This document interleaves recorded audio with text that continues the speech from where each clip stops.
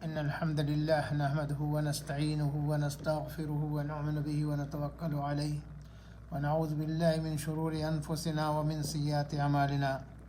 من يهده الله فلا مضل له ومن يضلل فلا هادي له وأشهد أن لا إله إلا الله وأشهد أن محمدا عبده ورسوله أما بعد. ناظرین کرام، دینی و اسلامی بھائیوں، اللہ کی راہ میں انسان کو جتنی بھی تکلیف اور مصیبتیں پیش آتی ہیں، اللہ کی رضامندی حاصل کرنے کے لیے وہ تمام کی تمام چیزوں کو ہیچ سمجھتا ہے اور اسے برداشت کر کے اللہ تبارک و تعالی کی رضامندی کا خواہاں ہوتا ہے. اور جو شخص یہ ارادہ رکھتا ہے اور جو شخص تکلیف مصیبتوں کو برداشت کر لیتا ہے اللہ کو راضی کرنے کے لیے، تو یقیناً وہ دنیا اور آخرت دونوں جگہ کامیابی سے سرفراز ہوتا ہے. اور یہی نفع بخش تجارت ہے. آج لوگ دنیا کے اندر کاروبار کرتے ہیں اور اس کاروبار کے اندر ان کی یہ خواہش ہوتی ہے کہ زیادہ سے زیادہ مال کمائیں، زیادہ سے زیادہ پیسے اکٹھا کریں، زیادہ سے زیادہ زمین اور زر جمع کر لیں، اسی میں ہماری سعادت ہے. نہیں میرے دینی و اسلامی بھائیوں، سعادت یقیناً اللہ رب العزت کے فرامین اور نبی کریم صلی اللہ علیہ وسلم کی بتائی ہوئی شریعت کے اوپر عمل کرنے کا نام ہے اور یہی کامیابی ہے. آئیے میں حضرت صہیب رضی اللہ عنہ کے تعلق سے کچھ باتیں بتانے کی کوشش کروں گا. حضرت صہیب رضی اللہ تعالی عنہ جب انہیں یہ معلوم ہوا کہ نبی کریم صلی اللہ علیہ وسلم اسلام کی دعوت دینے کے لیے مکے کے اندر مبعوث فرمائے گئے. حضرت صہیب ایک نیک صحابی تھے. کہتے ہیں کہ تیر اندازی میں مجھ سے زیادہ کوئی شخص ماہر نہیں تھا. حضرت عمر رضی اللہ عنہ کی بڑی وہ قدر کرتے تھے اور اسی لیے حضرت عمر نے آخری ایام میں اپنی زندگی کے مرتے وقت انہوں نے کہا تھا کہ کوئی شخص اگر میرے جنازے کی نماز پڑھائے گا تو وہ کون ہوگا؟ حضرت صہیب ہوں گے. غور کیجئے کتنی بڑی سعادت ہے جو اپنی زندگی ہی میں حضرت عمر نے انہیں نماز جنازہ پڑھانے کے لیے سپرد کر دیا تھا. حضرت صہیب اس وقت ایمان لائے جب مکے میں مسلمان اس طریقے سے ستائے جاتے تھے کہ جس کی کوئی انتہا نہیں تھی. ظلم و ستم کا پہاڑ ان کے اوپر ڈھایا جاتا تھا. ہر طرف سے تشدد اور مصائب ان کے اوپر لادے جاتے تھے. اور ایسے وقت میں حضرت صہیب رضی اللہ عنہ ایمان لاتے ہیں اور اس وقت نبی کریم صلی اللہ علیہ وسلم دار ارقم کے اندر موجود ہوتے ہیں. دار ارقم کے اندر حضرت صہیب جاتے ہیں اور نبی کریم صلی اللہ علیہ وسلم کو دیکھ کر کے اپنی تمام کی تمام تکالیف، اپنی تمام کی تمام مصیبتوں کو بھول جاتے ہیں. اس لیے کہ اصل زندگی کا ماحصل ہی یہی تھا کہ نبی کریم صلی اللہ علیہ وسلم سے ہم اور آپ روشناس ہو جائیں، ان کے بتائے ہوئے طریقے کے مطابق اپنی زندگی گزاریں. اور یہی نہیں، جس وقت حضرت صہیب وہاں پر پہنچتے ہیں ان کے ساتھ ہی ساتھ حضرت عمار بھی اسی غرض سے پہنچتے ہیں تاکہ نبی کریم صلی اللہ علیہ وسلم کی لائی ہوئی شریعت پر ایمان لائیں اور اپنے قلوب و اذہان کو اسلام کی روشنی سے منور کریں. یقیناً یہ بہت بڑی سعادت تھی، مگر مشرکین مکہ کو جب اس بات کا علم ہوا کہ حضرت صہیب اسلام لائے ہوئے ہیں تو ان لوگوں نے اپنے اس ظلم و تشدد کے اندر اور زیادتیاں کرنا شروع کر دیں، جس کے نتیجے میں انہوں نے نبی کریم صلی اللہ علیہ وسلم کے حکم پر مکے سے مدینے کی طرف ہجرت کرنے کا ارادہ کر لیا۔ لیکن جب ہجرت کرنے کے لیے وہ نکلتے ہیں تو مشرکین مکہ یوں ہی نہیں چھوڑ دیتے ہیں، بلکہ ان کو گرفتار کرنے کی ہر طریقے کی جتن اور کوشش کرنے لگتے ہیں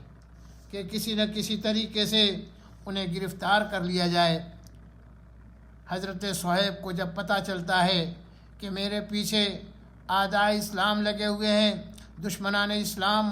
مجھے قتل کرنے کے لیے یا پکڑنے کے لیے میرے پیچھے لگے ہوئے ہیں، تو انہوں نے بڑے بہادری اور جانبازی کے ساتھ کہا کہ دیکھو، اگر میرے پیچھے تم لوگ آؤ گے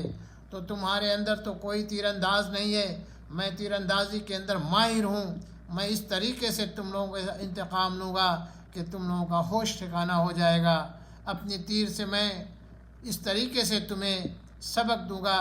کہ تمہیں بھاگنا ہی پڑے گا یا تو پھر اپنی جو ہے موت کو اپنی آنکھوں کے سامنے دیکھو۔ اس طریقے سے حضرت صہیب نے انہیں دھمکی دی اور کہا کہ اگر میرے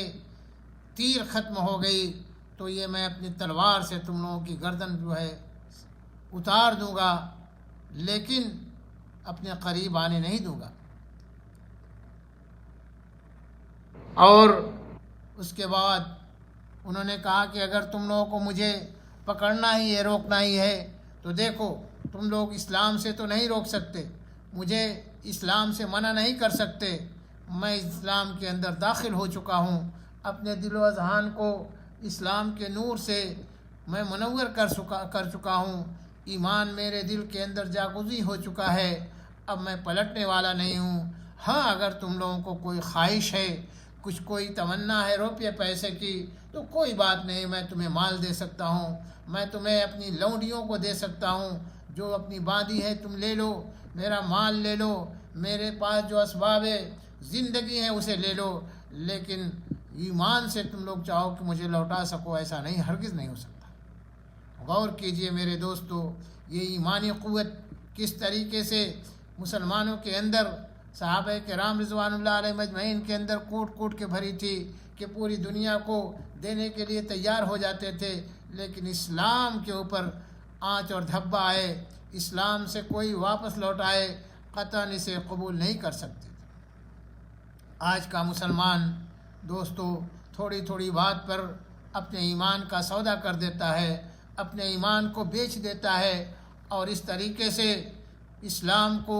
ایک حقیر چیز سمجھتا ہے، اور دنیا جہاں دیکھتا ہے کہ آ رہی ہے، قدموں پہ گر رہی ہے، وہاں وہ دنیا کو پس پردہ ڈال کر کے اور دنیا کو،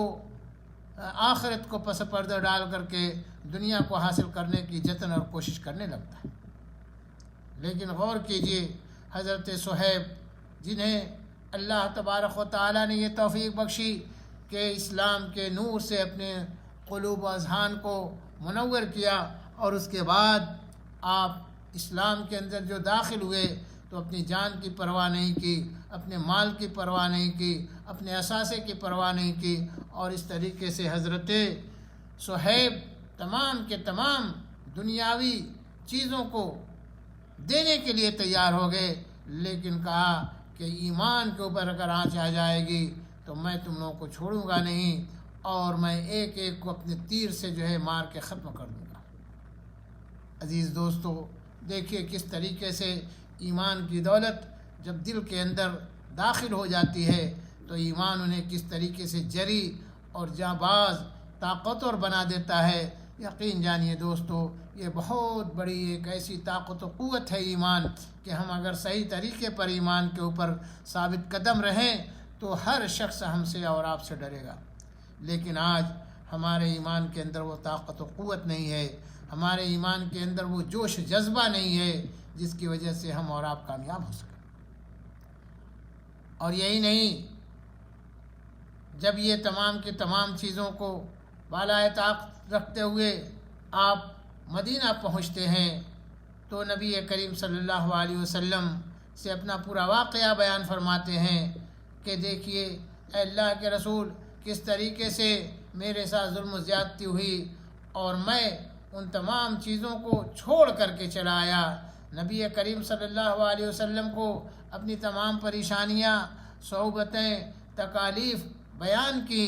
نبی کریم صلی اللہ علیہ وسلم نے کیا فرمایا کہ اے صہیب، تمہارا یہ آنا، تمہارا یہ سودا کرنا، مال دے دینا سب سے بڑی تمہاری تجارت ہے، تم جو ہے کامیاب ہو گئے، یہی تو نفع بخش تجارت ہے۔ میرے دینی و اسلامی بھائیوں، ہمیں بھی اسی طریقے سے اسلام کے اوپر گامزن ہونا چاہیے۔ تھوڑی تھوڑی بات پر ہم اسلام سے کیا ہے کہنا چاہیے کہ اسلام کے کوئی خطرہ نہیں ہوتا، لیکن اسلام کو ہم اور آپ بالائے طاق رکھ دیتے ہیں اور دنیاوی حصول کے لیے ہر طریقے سے کوشش کرنے لگتے ہیں یا دشمنوں کے آغوش میں پہنچ جاتے ہیں۔ دوستو، ہمارے لیے اس میں ناکامی ہے، اس لیے اپنے ایمان کے اندر